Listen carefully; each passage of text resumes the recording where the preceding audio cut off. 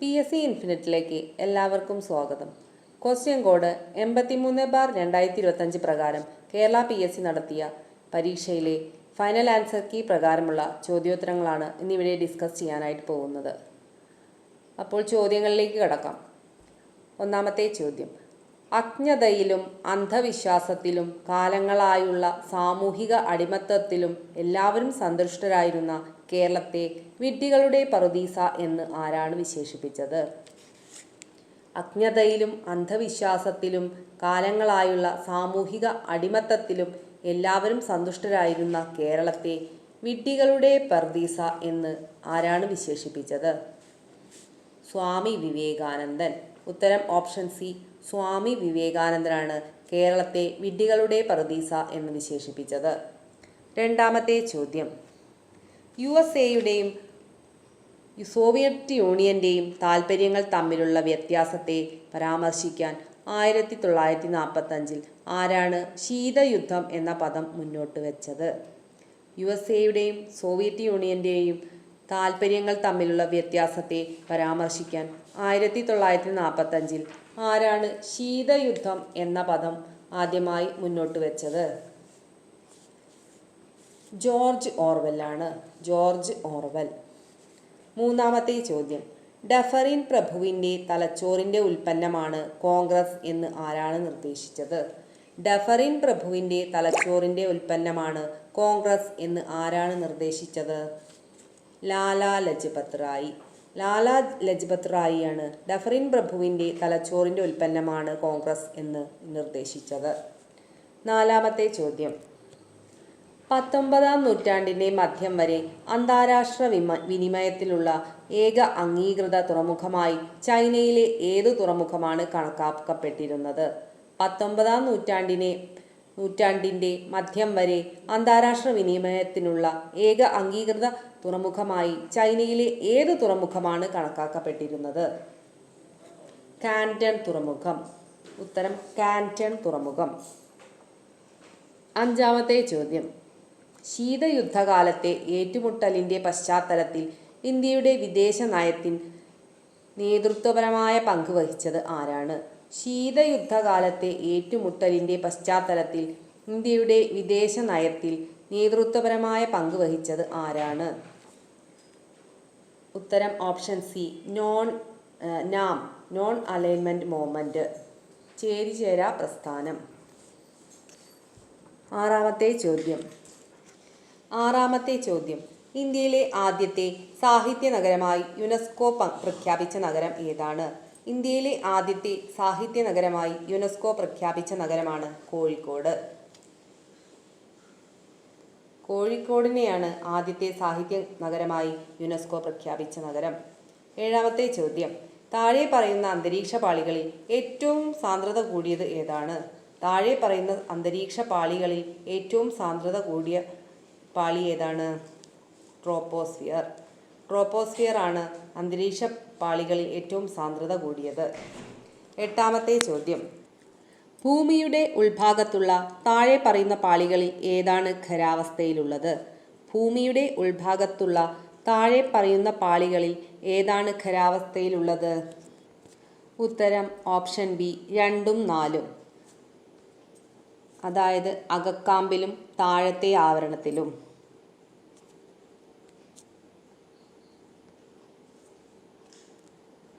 ഒമ്പതാമത്തെ ചോദ്യം: സുന്ദർബൻ കഴിഞ്ഞാൽ ഇന്ത്യയിലെ ഏറ്റവും വലിയ കണ്ടൽക്കാടുകളുടെ ആവാസ വ്യവസ്ഥ ഏതാണ്? സുന്ദർബൻസ് കഴിഞ്ഞാൽ ഇന്ത്യയിലെ ഏറ്റവും വലിയ കണ്ടൽക്കാടുകളുടെ ആവാസ വ്യവസ്ഥയാണ് ഒഡീഷയിലെ ഭിതാർകണിക. ഒഡീഷയിലെ ഭിതാർകണിക. പത്താമത്തെ ചോദ്യം: സെൻട്രൽ ഇൻസ്റ്റിറ്റ്യൂട്ട് ഫോർ ഹോർട്ടികൾച്ചർ സ്ഥിതി ചെയ്യുന്നത് എവിടെയാണ്? സെൻട്രൽ ഇൻസ്റ്റിറ്റ്യൂട്ട് ഫോർ ഹോർട്ടികൾച്ചർ സ്ഥിതി ചെയ്യുന്നത് നാഗാലാൻഡിലാണ്. നാഗാലാൻഡിലാണ് സെൻട്രൽ ഇൻസ്റ്റിറ്റ്യൂട്ട് ഫോർ ഹോർട്ടികൾച്ചർ സ്ഥിതി ചെയ്യുന്നത്. 11ാമത്തെ ചോദ്യം: കേരളത്തിൽ നെൽകൃഷി ചെയ്യുന്ന സ്ഥലത്തിൻ്റെ വിസ്തൃതിയുടെ അടിസ്ഥാനത്തിൽ ശരിയായ ആരോഹണ ക്രമം താഴെ പറയുന്നവയിൽ നിന്ന് തിരിച്ചറിയുക. ഉത്തരം ഓപ്ഷൻ സി, കോട്ടയം, തൃശ്ശൂർ, ആലപ്പുഴ, പാലക്കാട്. 12ാമത്തെ ചോദ്യം: ഇന്ത്യയിൽ ഏത് സംസ്ഥാനത്താണ് ചുഴലിക്കാറ്റായ ബിപർജോയ് ഏറ്റവും കൂടുതൽ ബാധിച്ചത്? ഇന്ത്യയിൽ ഏത് സംസ്ഥാനത്താണ് ചുഴലിക്കാറ്റായ ബിപർജോയ് ഏറ്റവും കൂടുതൽ ബാധിച്ചത്? ഗുജറാത്തിലാണ്. ഗുജറാത്ത്. 13ാമത്തെ ചോദ്യം. ഇന്ത്യൻ ആസൂത്രണത്തെക്കുറിച്ച് താഴെ പറയുന്ന പ്രസ്താവനകളിൽ ഏതാണ് ശരി? 1. പഞ്ചവത്സര പദ്ധതിക്ക് പകരം 1966-69 കാലയളവിൽ ഇന്ത്യയിൽ പ്ലാൻ ഹോളിഡേ ആയിരുന്നു. വാർഷിക പദ്ധതികൾ മാത്രമാണ് ഉണ്ടായിരുന്നത്. പഞ്ചവത്സര പദ്ധതിക്ക് പകരം 1966-69 കാലയളവിൽ ഇന്ത്യയിൽ പ്ലാൻ ഹോളിഡേ ആയിരുന്നു. വാർഷിക പദ്ധതികൾ മാത്രമാണ് ഉണ്ടായിരുന്നത്. ഇത് ശരിയായ പ്രസ്താവനയാണ്. 2. കേന്ദ്രത്തിലെ സർക്കാർ മാറ്റം കാരണം 1978-ൽ 5ാം പഞ്ചവത്സര പദ്ധതി അതിൻ്റെ 4ാം വർഷത്തിൽ അവസാനിച്ചു. കേന്ദ്രത്തിലെ സർക്കാർ മാറ്റം കാരണം 1978-ൽ 5ാം പഞ്ചവത്സര പദ്ധതി അതിൻ്റെ 4ാം വർഷത്തിൽ അവസാനിച്ചു. ഇതും ശരിയായ പ്രസ്താവനയാണ്. 3. 8ാം പഞ്ചവത്സര പദ്ധതി 1990-ൽ ആരംഭിക്കാൻ കഴിഞ്ഞില്ല. 1992-ൽ മാത്രമാണ് ആരംഭിച്ചത്. 8ാം പഞ്ചവത്സര പദ്ധതി 1990-ൽ ആരംഭിക്കാൻ കഴിഞ്ഞില്ല. 1992-ൽ മാത്രമാണ് ആരംഭിച്ചത്. ഇതും ശരിയായ പ്രസ്താവനയാണ്. അപ്പോൾ ശരി ഉത്തരം option C, all of the above. 14ാമത്തെ ചോദ്യം. നീതി ആയോഗിനെ കുറിച്ചുള്ള ഇനി പറയുന്ന പ്രസ്താവനകളിൽ ഏതാണ് ശരി? 1. DMEOയും NILERDയും നീതി ആയോഗിന് കീഴിൽ വരുന്ന 2 അറ്റാച്ച്ഡ് സ്വയംഭരണ സ്ഥാപനങ്ങളാണ്. DMEOയും NILERDയും നീതി ആയോഗിന് കീഴിൽ വരുന്ന 2 അറ്റാച്ച്ഡ് സ്വയംഭരണ സ്ഥാപനങ്ങളാണ്. ഇത് ശരിയായ പ്രസ്താവനയാണ്. 2. ഇന്ത്യൻ രാഷ്ട്രപതി നീതി ആയോഗിൻ്റെ എക്സ് ഒഫീഷ്യോ ചെയർപേഴ്സണായി പ്രവർത്തിക്കുന്നു. ഇത് തെറ്റാണ്. 3. സഹകരണ ഫെഡറലിസം വളർത്തിയെടുക്കുകയും നയരൂപീകരണത്തിൽ സംസ്ഥാനങ്ങളുടെ പങ്കാളിത്തം വർദ്ധിപ്പിക്കുകയും ചെയ്യുക എന്നതാണ് നീതി ആയോഗിൻ്റെ പ്രധാന ലക്ഷ്യം. സഹകരണ ഫെഡറലിസം വളർത്തിയെടുക്കുകയും നയരൂപീകരണത്തിൽ സംസ്ഥാനങ്ങളുടെ പങ്കാളിത്തം വർദ്ധിപ്പിക്കുകയും ചെയ്യുക എന്നതാണ് നീതി ആയോഗിൻ്റെ പ്രധാന ലക്ഷ്യം. അപ്പോൾ തന്നിരിക്കുന്ന പ്രസ്താവനകളിൽ ഏതാണ് ശരി? ഉത്തരം ഓപ്ഷൻ ഡി, 1ഉം 3ഉം മാത്രം. 15ാമത്തെ ചോദ്യം. ഹരിത വിപ്ലവത്തെക്കുറിച്ച് താഴെ പറയുന്ന പ്രസ്താവനകളിൽ ഏതാണ് ശരി? 1. ഭക്ഷ്യധാന്യങ്ങളിൽ സ്വയം പര്യാപ്തത കൈവരിക്കാൻ ഹരിത വിപ്ലവം രാജ്യത്തെ സഹായിച്ചിട്ടുണ്ട്. ഭക്ഷ്യധാന്യങ്ങളിൽ സ്വയം പര്യാപ്തത കൈവരിക്കാൻ ഹരിത വിപ്ലവം രാജ്യത്തെ സഹായിച്ചിട്ടുണ്ട്. ഇത് ശരിയാണ്. 2. ഉയർന്ന വിളവ് നൽകുന്ന ഇനം വിത്തുകൾ ഹരിത വിപ്ലവത്തിൻ്റെ ഏറ്റവും പ്രധാനപ്പെട്ട ഘടകങ്ങളിലൊന്നായിരുന്നു. ഉയർന്ന വിളവ് നൽകുന്ന ഇനം വിത്തുകൾ ഹരിത വിപ്ലവത്തിൻ്റെ ഏറ്റവും പ്രധാന ഘടകങ്ങളിലൊന്നായിരുന്നു. ഇതും ശരിയായ പ്രസ്താവനയാണ്. 3. ഗ്രിഗർ മെൻഡലിനെ ഹരിത വിപ്ലവത്തിൻ്റെ പിതാവ് ആയി കണക്കാക്കുന്നു. ഇത് തെറ്റായ പ്രസ്താവനയാണ്. അപ്പോൾ ശരിയായ പ്രസ്താവനകൾ ഏതൊക്കെയാണ്? 1ഉം 2ഉമാണ്. Option B 1ഉം 2ഉം. 16ാമത്തെ ചോദ്യം. GSTയെക്കുറിച്ചുള്ള ഇനി പറയുന്ന പ്രസ്താവനകളിൽ ഏതാണ് ശരി? 1. ഇന്ത്യയിലെ കയറ്റുമതിക്കും ഇറക്കുമതിക്കും സംയോജിത GST അഥവാ IGST ബാധകമാണ്. ഇന്ത്യയിലെ കയറ്റുമതിക്കും ഇറക്കുമതിക്കും സംയോജിത GST ബാധകമാണ്. ഇത് ശരിയായ പ്രസ്താവനയാണ്. 2. GST സംവിധാനത്തിൽ ബിസിനസ് ആവശ്യങ്ങൾക്കായി ഉപയോഗിക്കുന്ന സാധനങ്ങളുടെയും സേവനങ്ങളുടെയും വാങ്ങലുകൾക്ക് ഇൻപുട്ട് ടാക്സ് ക്രെഡിറ്റ് ലഭിക്കും. GST സംവിധാനത്തിൽ ബിസിനസ് ആവശ്യങ്ങൾക്കായി ഉപയോഗിക്കുന്ന സാധനങ്ങളുടെയും സേവനങ്ങളുടെയും വാങ്ങലുകൾക്ക് ഇൻപുട്ട് ടാക്സ് ക്രെഡിറ്റ് ലഭിക്കും. ഇതും ശരിയാണ്. 3. 2017ലാണ് ഇന്ത്യയിൽ GST നടപ്പിലാക്കിയത്. 2017ലാണ് ഇന്ത്യയിൽ GST നടപ്പിലാക്കിയത്. ഇതും ശരിയാണ്. അപ്പോൾ ശരി ഉത്തരം option C, all of the above. ശരി ഉത്തരം ഓപ്ഷൻ സി. 17ാമത്തെ ചോദ്യം.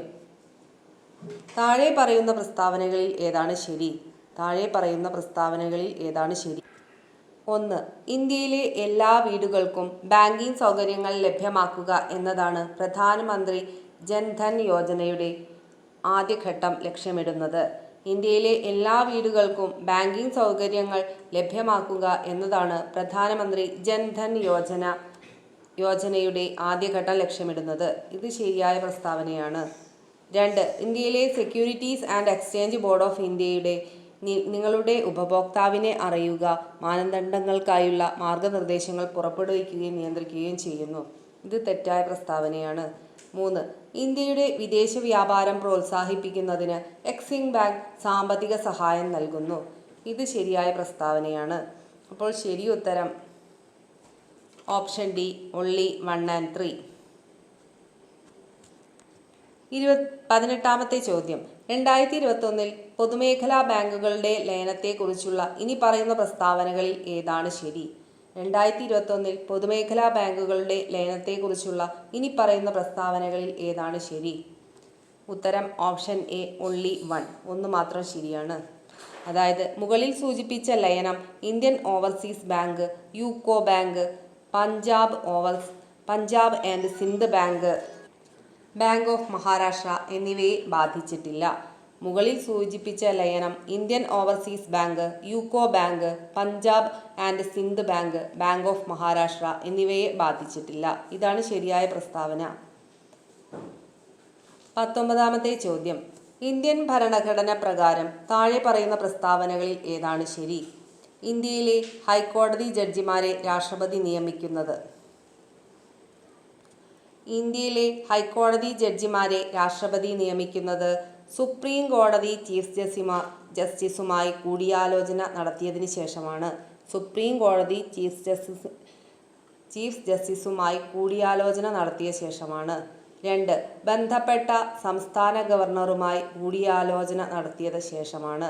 ബന്ധപ്പെട്ട സംസ്ഥാന ഗവർണറുമായി കൂടിയാലോചന നടത്തിയ ശേഷം. ഇതും ശരിയായ പ്രസ്താവനയാണ്.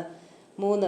ബന്ധപ്പെട്ട സംസ്ഥാന ഹൈക്കോടതി ചീഫ് ജസ്റ്റിസുമായി കൂടിയാലോചന നടത്തിയ ശേഷം. ഇതും ശരിയായ പ്രസ്താവനയാണ്. ബന്ധപ്പെട്ട സംസ്ഥാന മുഖ്യമന്ത്രിയുമായി കൂടിയാലോചന നടത്തിയ ശേഷം. ഇത് തെറ്റായ പ്രസ്താവനയാണ്. ശരി ഉത്തരമാണ് നമ്മളോട് ചോദിച്ചത്. അപ്പോൾ ശരി ഉത്തരം വരുന്നത് ഓപ്ഷൻ ഡി 1, 2, 3 മാത്രം. 20ാമത്തെ ചോദ്യം. താഴെ പറയുന്ന പ്രസ്താവനകൾ പരിശോധിക്കുക. പ്രസ്താവന 1. സുപ്രീം കോടതിയിലോ ഹൈക്കോടതിയിലോ ഉള്ള ഏതെങ്കിലും ജഡ്ജിയുടെ കർത്തവ്യ നിർവഹണവുമായി ബന്ധപ്പെട്ട് ഒരു സംസ്ഥാന നിയമസഭയിലും ഒരു ചർച്ചയും നടത്താൻ പാടില്ല. സുപ്രീം കോടതിയിലോ ഹൈക്കോടതിയിലോ ഉള്ള ഏതെങ്കിലും ജഡ്ജിയുടെ കർത്തവ്യ നിർവഹണവുമായി ബന്ധപ്പെട്ട് ഒരു സംസ്ഥാന നിയമസഭയിലും ഒരു ചർച്ചയും നടത്താൻ പാടില്ല. ഇത് ശരിയായ പ്രസ്താവനയാണ്. പ്രസ്താവന 2. നടപടിക്രമങ്ങളിലെ ഏതെങ്കിലും ക്രമക്കേടിൻ്റെ പേരിൽ സംസ്ഥാന നിയമസഭകളിൽ നടക്കുന്ന നടപടികളുടെ സാധുത കോടതികൾക്ക് മുമ്പാകെ ചോദ്യം ചെയ്യാൻ പാടില്ല.